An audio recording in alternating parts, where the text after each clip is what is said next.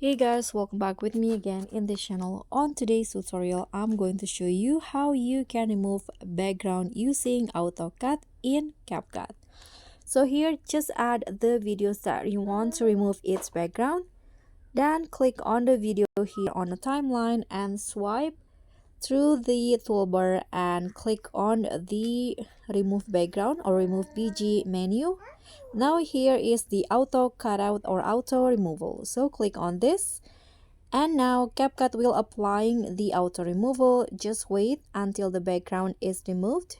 This is the progress. Okay, so now the background is removed and this is my video with no background right now.